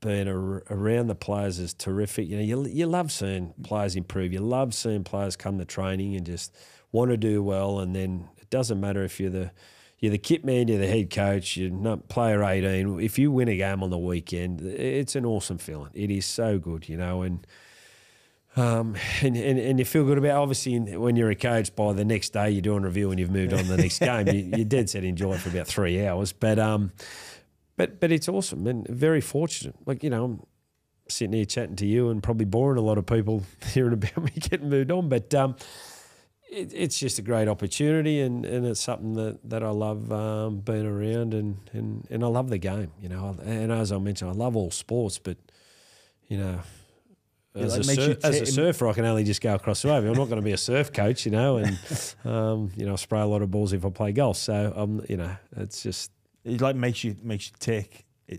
I get excited about it. I love being out there, and you know, I love seeing what the young guys can do on the field now. You know, it's awesome. There's so many good athletes playing rugby league, and our game's never been in a better spot. You know, we know the other codes are around, but as a game, we are flourishing, we're flying, and hope that continues. You know, look at the Pacific nations now. Like we are really accelerating with a game in those countries. It's on a great trajectory. It's so it good. Really is. And you know, you'd witness firsthand what's happening in Papua New Guinea as well. Like, it's awesome. I've been there as a player, and it's a real eye opener where you're like, oh my goodness me, what is this place? It's awesome. You know, they just it's hard to believe that they're playing rugby league on the streets. You're like, is that some sort? No, it's not soccer. Yeah. It's they're playing on the dirt, and you know that's why I loved it. I got up for that PM's game and just talking to all the players for that game. They were only Queensland Cup or local league Digicel Cups, the local competition up there, and we're playing Cherry Evans, Ben Hunt, the like. And I said, don't even worry about them boys. Let's do ourselves proud. But then I got to chat to them, and most of them don't start playing until they're 16, 17. Because they play at the end of high school. They're playing in the street. Since they're 4. But a registered game, and then Nixon put the back row who's going over to Cass now. Actually, he's gone to Castleford. He said, we used to go to school. No one would have hardly any money, but whatever little coins you had to give to the guy that had the football. So one person would have a football, and he got to get a bit of money to play. Then he picked the teams, and he was like the king of the school just because they had one football. Because otherwise they're taping up the cartons of milk. And when I was looking out my window, they were playing with a flat footy because it had a hole in it, and you just go there. Yeah, and that's the best thing about the game now. With the guys are up there are working on the development at a younger age, so that's in place now. So it's awesome. Well, the fruits that will bear by putting some resources into those younger participants is going to be massive. Oh, it's awesome. You think of some of the athletes and players that have been produced from those areas with the same level of pathway and resources that we have here in Australia and New Zealand and in the north of England. You know, it's looking outstanding, and it's going to be great for you to be a part of. Just on looking forward, future and ambitions. You're at the Roosters now. a top job, you want to be back in the hot seat? Oh, I'm in no rush for that. It's a, it's like obviously it's a hard thing to plan for. Yeah, because I'm obviously very aware as well of the Roosters' recent history with assistant coaches and honouring your word. So how long is your contract? Yeah, I'm there for a few years, and that's actually a big conversation I'd had with Trent, because as you know, they've had some coaches move on, and I moved on mid-year, and Robbo was really good. He said, no, we sat down and spoke about you, and I understood your opportunities, and I was happy for you to go. So that I'd never thought about that going. Was a little bit different. That was a little bit different than actively pursuing. Yeah, so different. But you just, honestly, you can't, as I know, you can't plan long-term in this game. You know, I mentioned the St Helens. I'd never thought about going there. 10 days later, I'm on a plane and coaching the other side of the world. So it's not like you can say, I want to be a head coach in 3 years. An opportunity might come in a year, an opportunity might come in 6, an opportunity might not come. So for me, it's get into a really good job at the Roosters. I'm really happy, because I wasn't sure. You know, I'd gone from head coach for 7 years. How am I going to go stepping back? But loved it. Coming in, obviously Robbo, I know well, is a great guy and great coach. So really loving it. And, my focus now is getting the Roosters back up there. You know, they finished the year well. I want to get up and obviously be the ones that can knock Penrith off. And that's, I know if I do a good job there and help the club, that another opportunity will arise. And if it does, I'll love it. How can a team like the Roosters challenge Penrith? Because Penrith have been, what they've done is almost unbelievable. Yeah, it really is. I know that phrase gets used a lot, but wow, they're a magnificent team, and they've got a lot of teams come for them. I think there's a few others in the pack as well. My sort of, I guess, personal observations of the Roosters, if they'd have started a little bit better, they would have been in a better position. Top 4 would have seen them compete a little bit deeper into finals, but what is it? What's missing from the Roosters? Yeah, well, you can't copy them. Obviously, as we know what Penrith's done, they've been good enough to lose staff, lose key players, and still win competitions. Like that is the ultimate in any code anywhere around the world. We mentioned Saints have been good enough, but not many can. So for us, it's about getting our own game on and not trying to mirror Penrith. You can't beat Penrith the way Penrith play because they're the best at it. So you got to, Brisbane nearly found the formula, didn't they? 60 minutes they were looking comfortable. So that's given a lot of teams some hope. I think you got to play your own footy and then be good enough to stop their stranglehold of style, because they're so good at it, as you mentioned, and they get the main 7 orchestrating that. So they're the side everyone's chasing. But I'm confident. When the playing group, I'm excited. I go to train and I'm going, wow, there's a good footy side here. So you need everything to go well, as you know, in seasons. They're long, and you never know what can happen. But I'm confident in the group and the club. Yeah, they've made some handy acquisitions as well, and I think they're one of the teams that can challenge Penrith. Obviously, if the stars align for them, I thought they'd win the comp last year, didn't work out, but I think they'll be there or thereabouts this year, just on beating Penrith. How do you feel when Saints got the victory over them? Unreal. How good? I mean, yeah, you felt the same. As all the boys have spoken about, no one gave him a chance, especially out here. Obviously, they would have given him a chance back home, but I didn't get many days because obviously I was training myself up there. But I made the effort to fly down on a Monday afternoon, and I got them in their serious part of the week when they'd moved to Homebush. But I love the way they'd set that whole trip up. They gave them the freedom to spend time at Manly Beach for the first couple of weeks, and then knuckled down. And got it right against Penrith. But I just knew, not just for St Helens, the whole game over there. I knew what it would do for the whole game for them to win that night. It was, I mean, I wasn't as excited, as yourself, but I was, all the current players, but thrilled. Knowing the players that were still there from my time there, it was just, I would have loved to have been at the ground that night and had a beer with them afterwards. And it was pretty cool. I was a fan again. Yeah. I was a fan. Yep. I was fanboying. Like literally fanboying some players who I played with. It's like, played for England, played for Great Britain with them, played at Saints with them, and I'm like, and for the fans that made the trip to come over and beyond in goal, and to have those weather conditions possibly in their favour. It almost I think it did. I think those conditions just helped, and obviously watching Jack Wellesby do his thing, he was sensational. I spoke to him on this show last week. Yeah, listen to it. Yep, loved to. Wello doesn't like me saying this. He actually, we went for a beer in the Griffin, and I said to him like, "Oh, Wello, got an interview tomorrow." And he's like, "Oh, right, I thought you were back for Robes' thing." I was like, "Yeah, I'm doing an interview tomorrow." Who? Like, "Oh, one of yours." And he's like, "Who?" It's like, "Oh, Wellesby." And he's like, "Oh, all right, that's good." And then 3 or 4 beers later, he's like, "Right, what are you going to be asking?" What are you asking? Right, no, don't you say you should be going over there, mate. I'm like, "Well, mate, relax. I'm just having a beer. I'm just talking with him." He's like, "Right," and then I was meeting Wellesby at 2 o'clock, 5 to 2. Wello calls Wellesby, being like, "What are you up to? You going on Jimmy's podcast?" Like, don't say anything, but mate, it was a remarkable achievement. I think anybody that has anything to do with that rugby league club had a sense of pride that evening. That was awesome. And even on Jack, I think from hearing you chat to him and the way he plays the game, he's complimentary of the side, but geez, they really look after him to give him the freedom to come up with some errors and for the kid himself to, as you say, just move on quickly, but to know that, that side's going to defend no matter what. To give him the freedom to play away he does. If he's at a number of other clubs, you don't get that freedom. No. You're back beyond the goalpost with the coach saying, "Do not throw that ball again, or you're getting hooked." He's in such a good environment that, okay, mate, it didn't come off. It's okay, go for it again. We'll be right. It's interesting the shapers of the environment and the leaders that set the what's acceptable and what's not. Yep. And it's like, okay, well, we've got Jack. We need him to throw this pass. Yep. We're not going to say, like, we're not going to let him do it until he fails. Yep.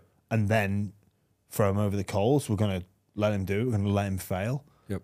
We're going to let him fail again. We're going to keep encouraging it and we'll have his back and we'll look to improve it. Yep. We're not going to be okay with it. It's okay to fail. Yep. It's but they weren't.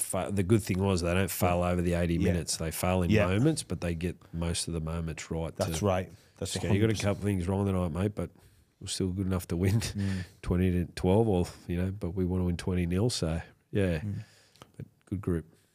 Just obviously on your experience over in St Helens in the Super League, would you, as your, I guess, if there was any conversations with the retention and recruitment committee over there, obviously Daniel Anderson's involved in that, who's well across the Super League, but would you throw your 2 cents in for any players? And even if a head coach's job became available, obviously you said you went after Luke Thompson. Is the Super League somewhere you'd look to go?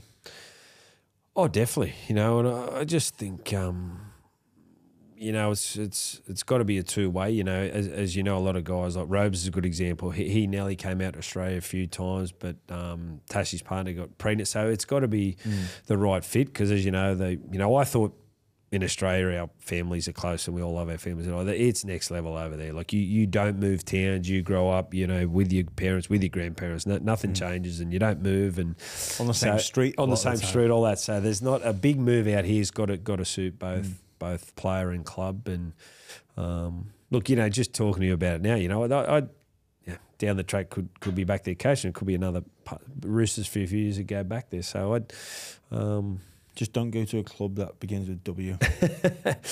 Well, look, as I said, mate, there's some good people at that club too. There's some, really good people that deserve success at some stage. Obviously, I'm greedy like you. I'd love to see Saints win it every year that I watch it, but there's some good people there. But it's such a great competition, as you know, a bit less scrutiny than the NRL. But I think there's plenty of players over there that could do a magnificent job over here, but it's kind of that fine balance, isn't it? Like, I want to support the English game, and by supporting the English game, removing some of that talent and bringing it over here, it probably, it definitely impacts the Super League, but it probably improves the international game. I think that's my opinion, but then it weakens the domestic comp. So very difficult, fine balancing act. In fact, that's what me and Wello were.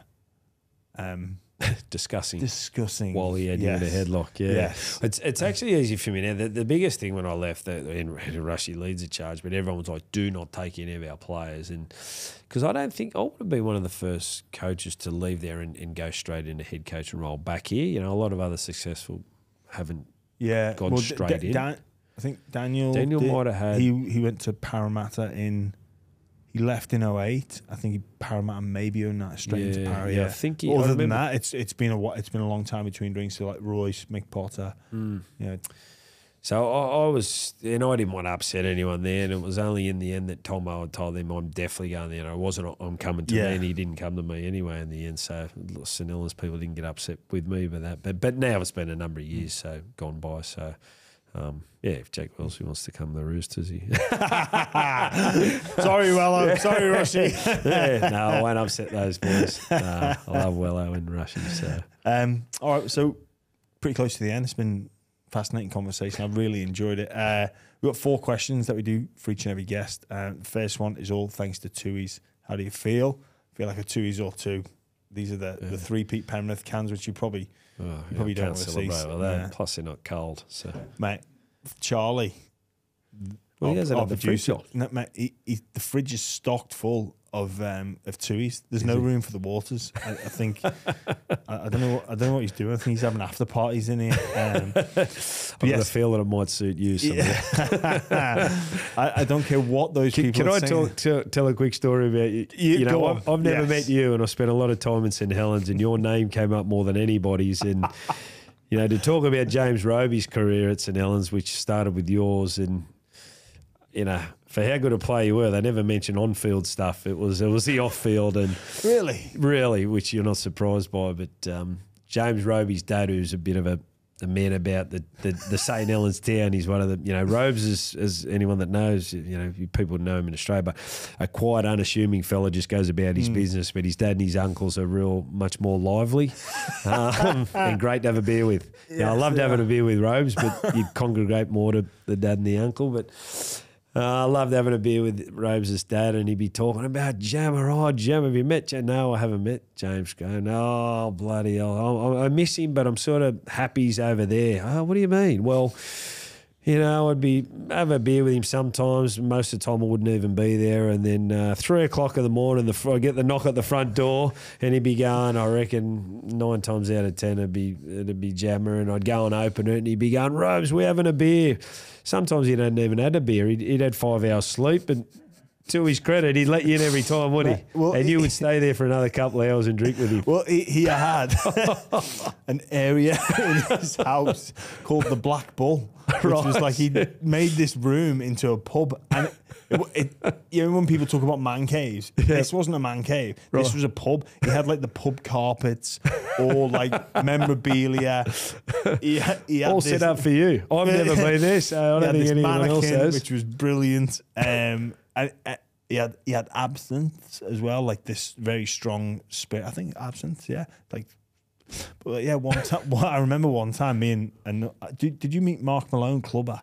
Yes, an Irish Clubber. Yeah, yep. So Irish me and Clubber knocked on his door after town one night.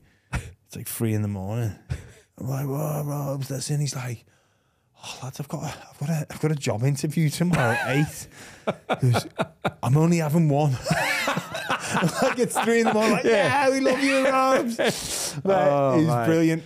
Honestly, what a guy. Oh, but mate, no one else. Like if you're banging on my door, shh, just he'll go somewhere else. Don't get up. Just pretend you can't hear him, you know. But Robes, he goes, I'd open it every week. I love the bloke. I love Jeremy. He'd come in and I'd have a few beers. I go, mate, I couldn't wake up at 3 a.m. and start drinking. I think that's what he was doing. You were continuing on. You'd had 1,000. He's having his first. I was never wanted the party to stop. But I think his mistake was once he allowed it once. Yeah, that was you knew that was the go-to. Yeah. Do you know? So I think Wello's still got it. He gave Wello as a present for reaching like so many games. He gave him anytime pass to come in the black ball. So he's still got this pass and it's still valid. The black ball being at Mark Roby's house. So he can play it and he's still got it. And I was trying to get him to play with it. No. I don't know what he's saving it for. But he'd have to be the only man in the world that'd go to bed at 10 at night going, I hope Jem knocks on the door at 3. I'll feel like a beer at 3. Yeah, I think sometimes like he'd message me like, where are you? Where are you out tonight? Are you in Liverpool or St Helens? About Liverpool, he'd be like, oh yes, no worries. I'm not getting a knock up tonight. But well, you St would. Helens, Just be like 3 hours later. Yeah. Taxi all the way back. St Helens is 1 in the morning. Liverpool is 3:30. And you were good at both of them by the sound of it. So I'm glad I finally get to meet you, and I want to hear more of those more social stories. There was plenty. I did have a dig on the field as well, despite what Mark maybe said. We're going to take a quick break from this podcast to talk to you about AG1. Now, this is a product I've been taking for over a year now, and I absolutely love it. It gives me all of my daily nutritional needs in one easy drink. All you have to do is put in 1 scoop of AG1 into a nice cold glass of water, and you are set for the rest of the day. The cupboard has been cleaned out of tablets and powders because all my needs are met by AG1. The power of routine cannot be underestimated, and we all know how small habits lead to big wins. Some of those big wins for me have included better gut health. My clarity, especially in the afternoon, has improved so much. Gone has the mid-afternoon slump. AG1 is a foundational nutritional supplement. Now, as humans, we all share that same basic foundational needs. That's where AG1 take care of everything. This supports your body's needs like nutrient replenishment, gut optimization, stress management, and immune support. AG1 is the supplement I trust to provide the support my body needs daily. And that's why they've been a partner and I've been a user for so long. If you want to take ownership of your health, it starts with AG1, a buy-round exclusive. If you try AG1, you get a free 1-year supply of vitamin D3, K2, and 5 free AG1 travel packs with your first purchase. Go to drinkag1.com/buy-round. That's drinkag1.com/buy-round for our exclusive Australia-wide offer. Check it out. All thanks to Tooheys, the Dream Spine. You're 1679. There's no real rules or regulations around this. People you've played with, coached against, whatever it may be. So, fire away. Oh, yeah. For me, look, Joey at 7. I just love watching him play the game. You know, whether he needed a kick, a pass, a run, or a big tackle, he had it all. 5'8".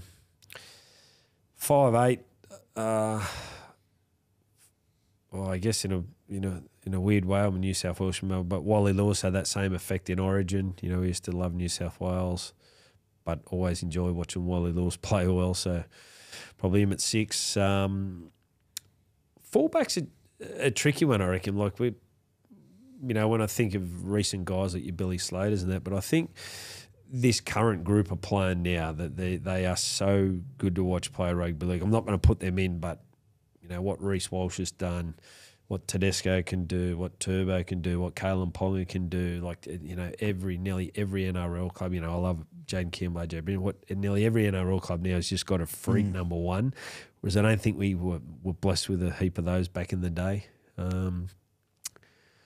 So maybe I throw Darren Lockyer back there. Obviously, he played a heap at 6, but just to fit him somewhere. And a lot of good 9s, but James Roby, you know, obviously didn't coach any of those other guys, but, you know, anyone that come across him in his career to, you know, play 550 club games and such a humble man and such a tremendous player, like competitive as you wouldn't know it, never got frustrated, never got angry, never got anything, but just wanted to win more than anybody. And always there. Yeah. He was always there just in whatever's case. needed. He was just always there. Yeah. He was a phenomenal player to watch. Even when I came over here and I'd watch St Helens games, I'd be like, Jesus, I used to play with him. Yeah.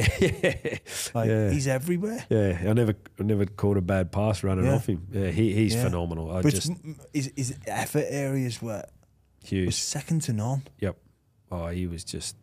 I'm so glad he's finished the career the way it has for him. You know, he deserves it, and, as they all do. You know, but I'm definitely putting him at number 9. He's you know what, talking about players coming out. You know, if you knew him, he would have absolutely brained it out. He would have. He would have done it easy. He was just so suited to the. He probably would have been a better player here than England, to be honest.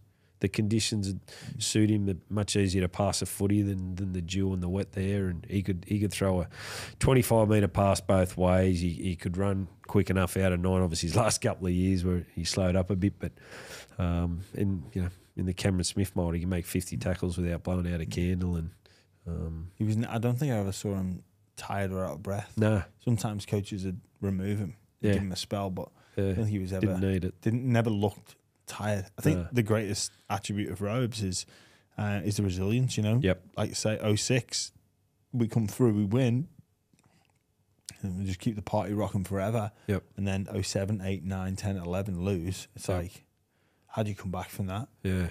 I left, Yep. you know, like, and had my own shortcomings in grand finals here, but he stuck it out, and you know, you go from that, and is that going to be part of your, like, the talking point of your career of what could have been? But you know, you went back to back to back to back. Awesome. Just stuck at it. And how good? Yeah, so good. So I'm good. really Well, happy you asked me that. So I'm really happy that mention we got to a little love and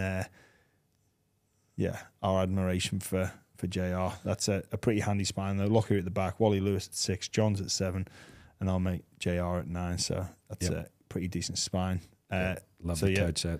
Spine. I'll win some games if I'm coaching that spine. Yeah, it'd be hard to lose. I reckon my nan could coach that spine. Absolutely. That's what I was going to say. I just say to them, what do you want to do? Yeah, boys. Run the ship. Yeah. Well, the dream spine, all thanks to Tooheys. Tooheys are all about teamwork. You need a great spine to make the team work. So thank you very much for that, Justin. That's a quality 4 players. If football didn't exist, what do you think you'd be doing?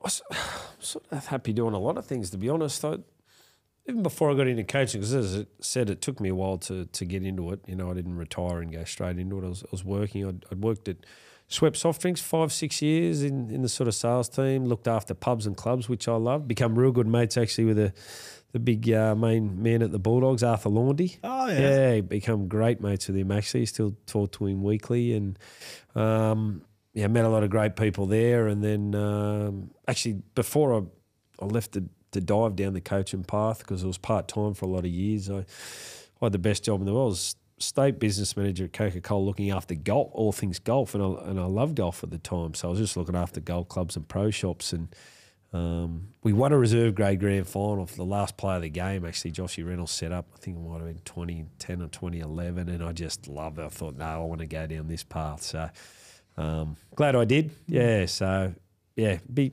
happy doing anything as long as you enjoying yourself. Fair enough. A sliding doors moment that you think about if the alternative would have happened. So, I think in a good way, going to St Helens, you know, just coming on and being able to talk about it. Obviously, it's been I don't talk about it a lot now, but just the sliding doors were just come from nowhere and I end up over there. Sliding doors in a positive way is always great. You know, there's no point worrying about things that don't work out. Worry about things that do, and hold on to them and see what happens next. So that was such an awesome time. You know, not just coaching, but life's experience and meeting the great people over there. Finally, the most interesting person you've met. You can't say Kyle Amor. Well, he's interesting from what he's been able to achieve. Absolutely, he's at the top of the pile there.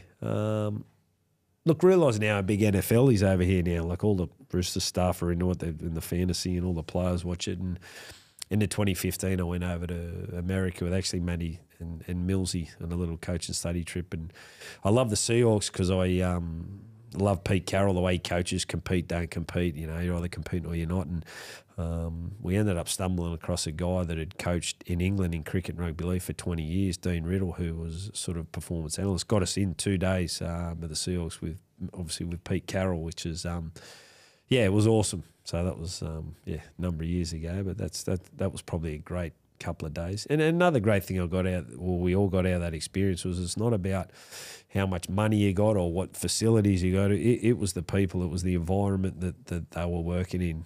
Big lesson that, isn't it? It was awesome. Like Pete was open and chatting, and then he was sort of in his 60s, and that coaching energy bit I said, he'd jump on the field and he's throwing the balls with the quarterback for like 20 minutes at the start of training, and I'm going, wow, that's. I've come out of video going, oh, Jesus, I can hardly call it. He's out there zinging around, music's blaring and upbeat, and I just always remember that. I thought it's not around the bells and whistles, about the environment that you got your players and your staff in, and I loved it. So yeah, that's probably one that's probably relevant to a lot of people now. NFL's getting big, so yeah, there's a lot to be said for that. Well, Justin, thank you so much for coming on and chatting. I've thoroughly enjoyed it. You've lived up to the expectation. I've spoke to a number of people about you, and they nothing but glowing compliments. So thank you for living up to that, and thanks for opening up and talking about your journey so far and your ambitions for the future. I genuinely, sincerely wish you all the very best, and thanks again from everyone here at the Barrand. Cheers, Jim, and thanks for Tooheys. Yeah, and thanks for spilling the beans on my antics when I'm back home.